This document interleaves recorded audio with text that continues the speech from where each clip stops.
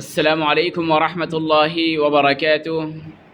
محترم ناظرین، کلونجی اور شہد کو کون نہیں جانتے ہیں، لیکن استعمال کا طریقہ نہ معلوم ہونے کی وجہ سے ہم 5% بھی اس سے فائدہ حاصل نہیں کر پا رہے ہیں۔ 1996 سے لے کر کے اب تک کے جو تجربات ہیں ہمارے شہد اور کلونجی کے اوپر، محض ثواب کی نیت سے آپ تمام کی خدمت میں پیش کیا چاہتا ہوں۔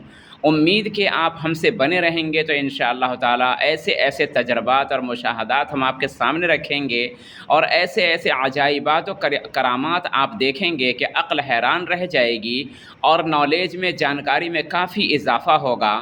اور جب نالج اور جانکاری ہو جائے گی تو ایسے ایسے خطرناک امراض میں آپ استعمال کر سکتے ہیں جہاں لاکھوں روپے خرچ کر کے بھی آدمی کامیاب نہیں ہو پاتے۔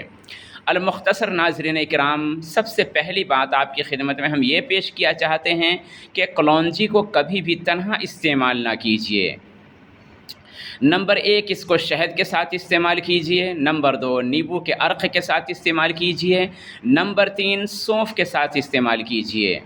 اور اس کے بعد ایک بات یاد رکھیے کہ اس کا عرق نکالنے کا طریقہ یہ ہے کہ آپ تقریباً 100 گرام کلونجی پاؤ کلو پانی میں اچھے سے پکائیے، یہاں تک کہ پانی آدھا رہ جائے۔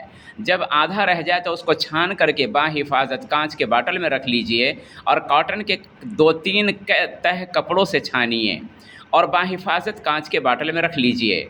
استعمال کا طریقہ انشاءاللہ ہم اگلی ویڈیو میں آپ کی خدمت میں پیش کریں گے۔